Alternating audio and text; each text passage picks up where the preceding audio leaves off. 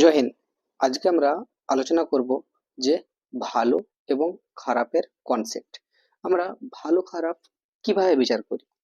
এতে বিভিন্ন ফিলোসোফার বা দার্শনিক বিভিন্ন রকমের মতামত দিয়েছে। আমরা সাধারণত ভালো খারাপের বিচার করা যায় চার ভাবে আমরা আলোচনা করব। এক নম্বর হচ্ছে চরিত্রগত, দুই নম্বর হচ্ছে কর্তব্য ও নিয়ম দেখে, তিন নম্বর হচ্ছে মানুষের সুখ এবং উপকার দেখে, চার নম্বর হচ্ছে সমাজের দৃষ্টিভঙ্গি দেখে।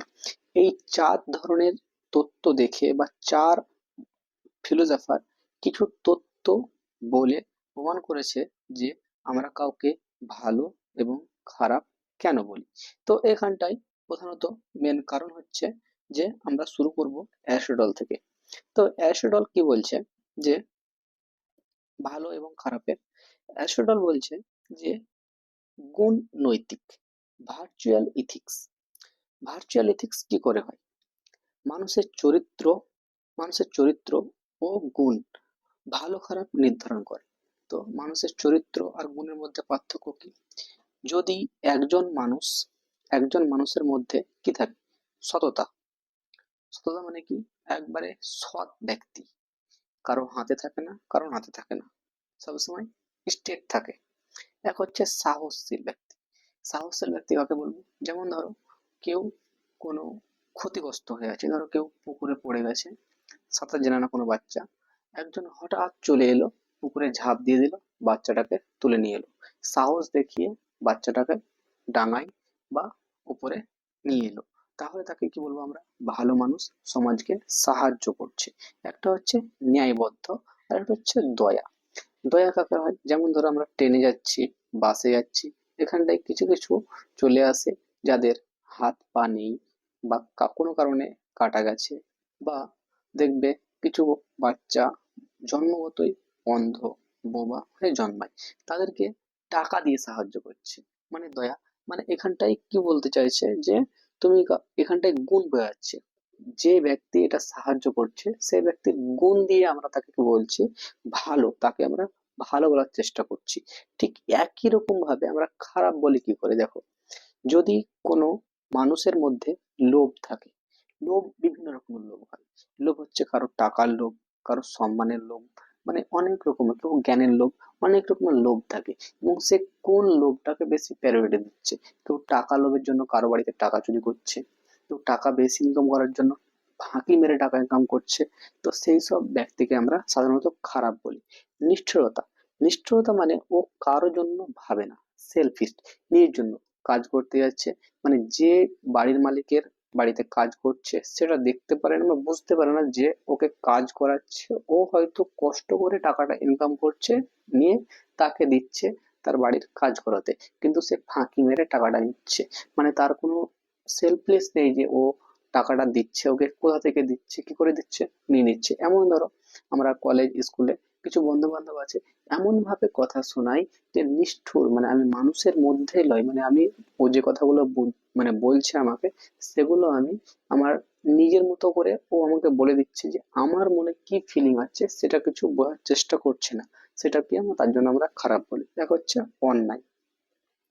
অন্যায় কি করে করে?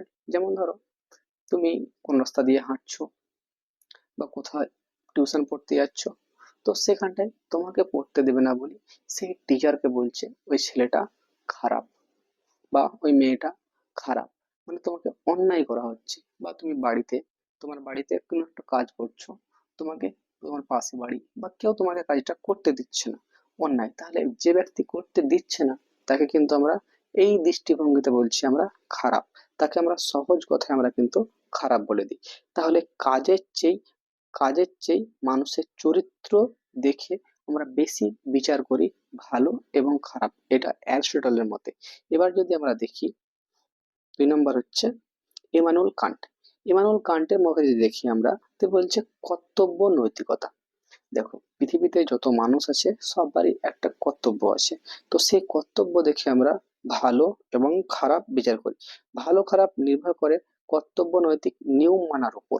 যেমন ধরো তোমার কর্তব্য হচ্ছে তোমাকে কাজ করা, কিছু নিয়ম আছে কাজের। যেমন ধরো মনে করো যদি আমি একটা রাজমিস্ত্রি কাজ করছি, আমার কাজ করার কর্তব্য, বাড়ি আমার ঘর সংসার চালানোর জন্য। এবং রাজমিস্ত্রি যখন কাজ করতে হচ্ছে সেখানে কিছু নিয়ম আছে। সকাল 8টার সময় যেতে হবে, 5টার সময় আসতে হবে। যেমন ধরো তুমি টিচার হও, স্কুল টিচার বা প্রফেসর বা ইউনিভার্সিটি, তোমার কর্তব্য হচ্ছে সকাল 9টার সময় স্কুল কলেজ ইউনিভার্সিটিতে যাওয়া এবং ছাত্রদেরকে ভালোভাবে পড়ানো তোমার কর্তব্য। এবার এখানটায় তুমি কি করছো, কর্তব্যটা কিভাবে হবে, তোমাকে ওই ইউনিভার্সিটি কলেজে যে নিয়মটা আছে সেটা মেনে তোমাকে পড়াচ্ছে কিনা। এবং সেটা যদি ভালোভাবে পড়ায়, যেমন হচ্ছে কেউ যদি সত্যভাবে এবং কেউ যদি সত্য বলে, কারণ সত্য বলা তার নৈতিক কর্তব্য।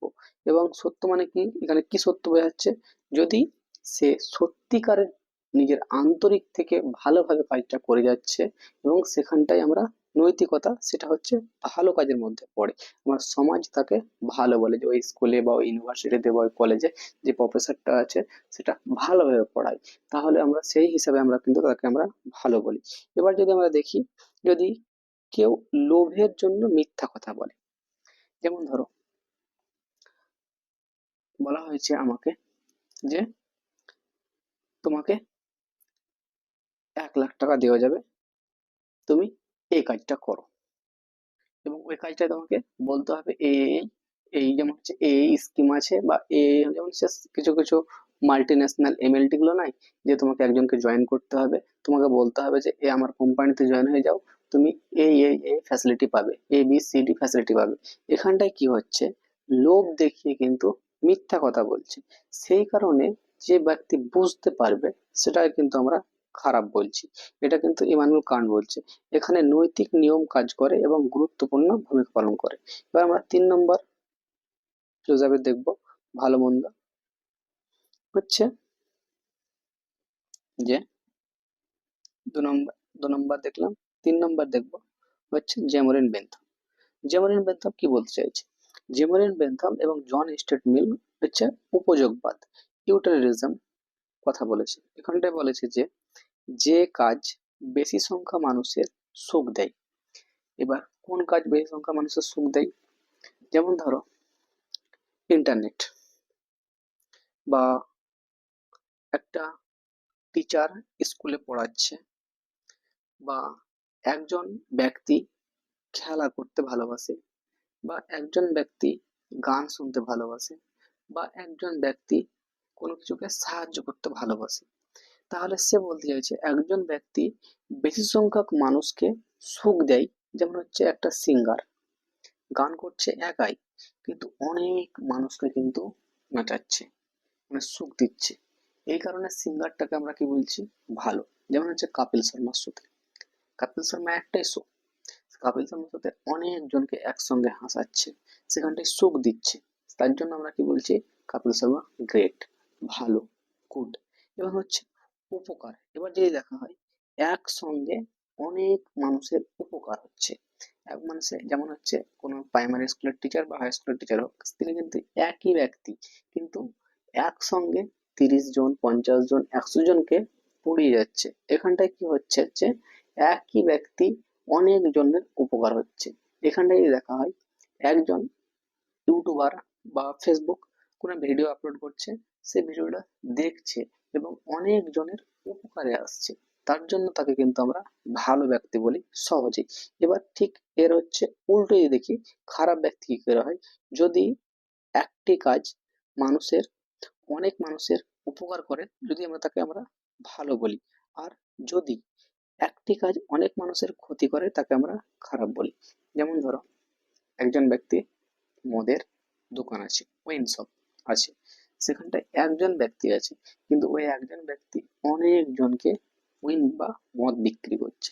এখানটায় একজন ব্যক্তি যে বিক্রি করছে সে কিন্তু সুখী ব্যক্তি এবং সে টাকা ইনকাম করছে, কিন্তু ওর কাছ থেকে হাজার হাজার মানুষ কিন্তু মদ কিনছে, এবং এই মদ কেনার পর যে ব্যক্তি খাচ্ছে তার তো শরীরের ক্ষতি হচ্ছে, তার সঙ্গে তার পরিবারের ক্ষতি হচ্ছে।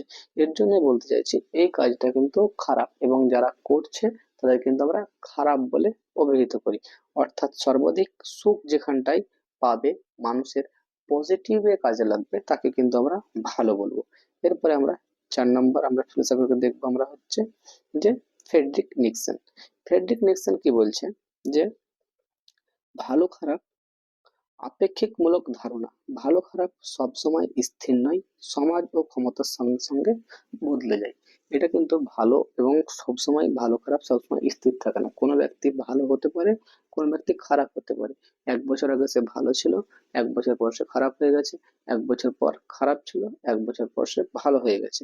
এখানে সমাজের নিজের সুবিধা মতো কিছু জিনিসকে ভালো বলে।